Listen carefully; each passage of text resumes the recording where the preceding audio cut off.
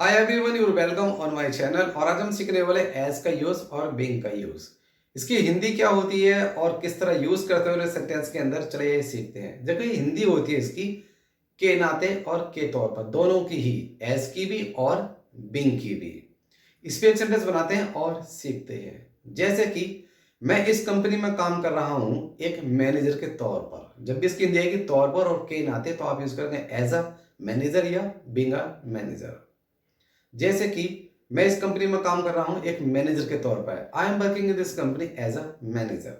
मैं इस स्कूल में पढ़ा रहा हूं एक टीचर के तौर पर। I am teaching as a teacher. मैं इस स्कूल में पढ़ रहा हूं एक स्टूडेंट होने के नाते। I am reading in the school as a student.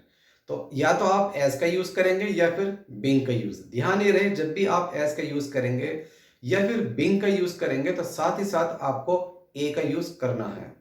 और ए को ए नहीं पढ़ना, आपको पढ़ना है आ। जब भी ए जब सिंगल आती है तो इसका साउंड होता है आ। इस पे एक सेंटेंस और सीखते हैं। मैं इस कंपनी में काम कर रहा हूं एक मैनेजर के तौर पर। I am working in this company being a manager. मैं इस स्कूल में पढ़ रहा हूं स्टूडेंट के तौर पर। I am reading in the school being a student. मैं टीचर के तौर पर पढ़ रहा हूं स्कूल में। आई am teaching being a teacher. तो या तो आप यूज कर सकते हैं बीइंग का या फिर एज का। एज या फिर बीइंग जब भी यूज करेंगे आप अपने सेंटेंस के अंदर तो आप यूज करेंगे ए का। क्यों? क्योंकि देखिए, कॉमन नाउन के साथ हमेशा ए का यूज किया जाता है। टीचर क्या है? एक कॉमन नाउन। मैनेजर क्या है? एक कॉमन नाउन। और स्टूडेंट क्या है? एक कॉमन नाउन।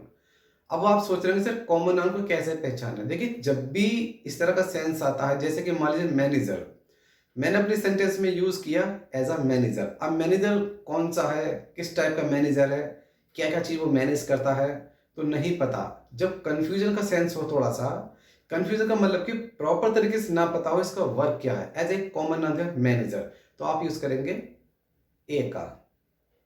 स्कूल में टीचर तो बहुत सारे होते हैं। कौन से टीचर है? साइंस का, मैथ का है या इंग्लिश का, नहीं पता। कॉमन नाउन है तो आप यूज करेंगे ए का। एक सेंटेंस में बना स्टूडेंट पर। स्टूडेंट कौन सा है? नहीं पता। साइंस का है, इंग्लिश का है, हिंदी का है, कौन सा स्टूडेंट है नहीं मालूम। एक कॉमन नाम दिया है कि स्टूडेंट है। तो जब भी इस तरह का सेंस आएगा तो आप करेंगे ए का यूज। अब सीखते हैं हम बीन का। बीन का मतलब होता है, देखिए, होना। जैसे कि मैं ऑलरेडी आपको बता चुका हूं कि बीन का मतलब होना होता है। इस पे एक सेंटेंस और ले लेते हैं और सीखते हैं।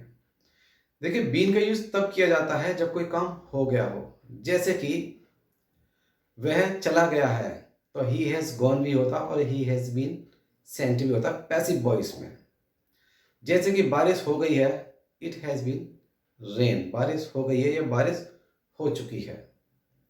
ये काम हो गया है, इट हैज बीन वर्क। और साथ ही साथ इसके बहुत सारे सेंटेंस बना सकते हैं हम बीन पर। कोई काम हो गया है, जिसमें खाना बना जा चुका है या खाना बन गया है, तो एक ही बात है। पैसिव वॉइस में इसको बीन का यूज करते हैं थर्ड फॉर्म के रूप में। एक बीन का यूज होता है जैसे कि मैं कहीं गया और वहां से होकर आ चुका हूं, तो आप यूज करेंगे बीन प्लस टू का, बीन टू का। जैसे कि मुझसे कोई कहे कि आप गोवा चलोगे। अगर मैं गोवा ऑलरेडी जा चुका हूँ, मतलब जा चुका हूँ का मीनिंग इसकी हिंदी ऐसे कि मतलब मैं वहाँ होकर आ चुका हूँ, मतलब वहाँ जा चुका हूँ, वहाँ से होकर आ चुका हूँ, तो आप यूज करेंगे बीन टू का। जैसे कि मैं गोवा होकर आ चुका हूँ, I have been to Goa. मैं दिल्ली होकर आ चुका हूँ, I have been to Delhi. मैं आगरा होकर आ चुका हूँ, I have been to Agra. जब भी कोई इस तरह का सेंस आएगा, कोई काम हो गया है, देखिए हो गया है मतलब क्या काम हो गया है? जाने का। तो मैं वहां होकर आ चुका हूं। जब होकर आ चुका हूं तो आप यूज करेंगे बीन टू का। एक ये हो गया sentence.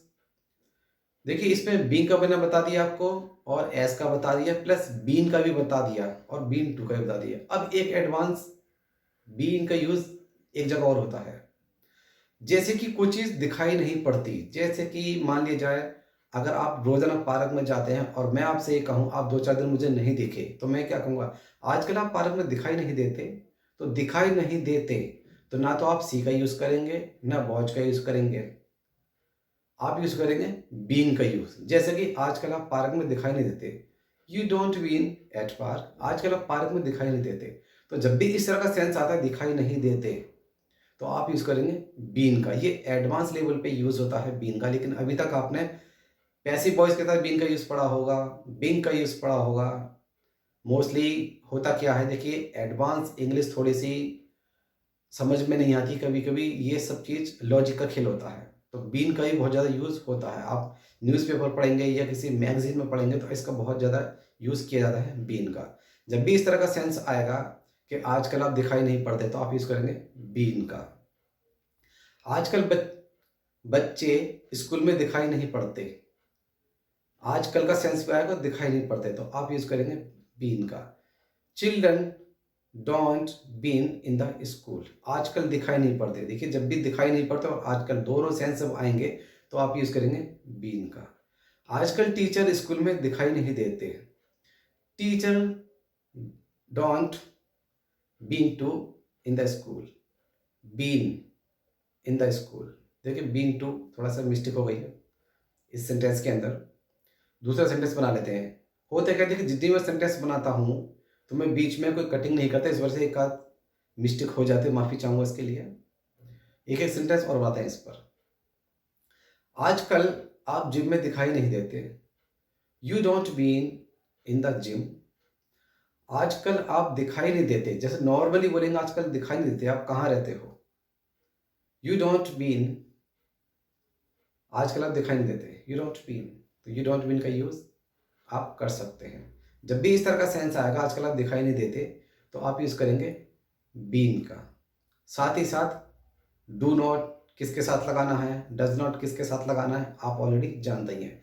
He see it name के साथ डज नॉट का यूज़, और आई विद के साथ डू नॉट, मतलब शॉर्ट फॉर्म डोंट, और डज नॉट की शॉर्ट फॉर्म डजंट। तो आपको बस यही समझना है कि बीन कहाँ यूज़ होता है, बीइंग कहाँ यूज़ होता है, और एज कहाँ यूज़ होता है, और बीन टू कहाँ यूज़ होता है। इस तरह के सेंटेंस में और भी नेक्स्ट वीडियो में बताऊंगा आपको, थोड़ा सा एडवांस लेवल पर। मैंने ऑलरेडी 2-4 वीडियो अपलोड कर दिए हैं हैज़ बीन पर, बीन पर, आप उनको देख सकते हैं। कुछ ना कुछ मेरा कुछ ज़्यादा मैं एडवांस तो नहीं बताता, लेकिन थोड़ा बहुत ज़रूर एडवांस बताता हूँ, क्योंकि एक ही वीडियो के अंदर मैंने सारी चीज़ एडवांस बता दी तो आप हो जाएंगे टोटल कंफ्यूज। मुझे कंफ्यूज नहीं करना, आपको आपको सिखाना है प्रॉपर तरीके से। जितनी वीडियो मैं बनाता हूँ आप उसको प्रॉपर तरीके से वॉच करें, और 1-2 बार समझ में नहीं आता है आपके कोई भी वीडियो तो 2-3 बार वॉच करें, ताकि अच्छी तरह से उसको प्रॉपर समझ सकें। मैं हर वीडियो में कहता हूँ आपको। और देखिए सीखने से ज़्यादा आपको समझना है, जो भी मैं आपके सामने बोल रहा हूँ आपको प्रॉपरली समझना मैं कहना क्या चाह रहा हूँ। तो आपको समझना है और वही सेंटेंस माइंड में रिपीट करनी है बार बार। ये बहुत अच्छा मेथड होता है। और कुछ वीडियो में मैं राइटिंग में देता हूँ, कुछ में नहीं देता। वो भी एक बहुत ही एडवांस लेवल की चीज़ है। डायरेक्ट मैं आपके माइंड तक उन चीज़ों को पहुंचा रहा हूँ। तो ये बहुत अच्छा कॉन्सेप्ट एक एडवांस लेवल का। मैं जानता हूँ कुछ चीज़ समझ में आएंगी आपके, कुछ नहीं आएंगे, आई अंडरस्टैंड। बट आपको सीखनी है, थोड़ी सी कन्फ्यूजन होगी, नो प्रॉब्लम। बट इसी तरह अगर आप सीखेंगे विदाउट राइटिंग के और फोकस करेंगे लिसनिंग पर, ज़्यादा मैं क्या कहना चाह रहा हूँ, तो आप एक अच्छे स्पीकर बन जाएंगे। मैं इस वीडियो को यहीं खत्म करता हूँ और विदा लेता हूँ इस वीडियो में। तो thanks for watching this video, have a nice day, bye bye.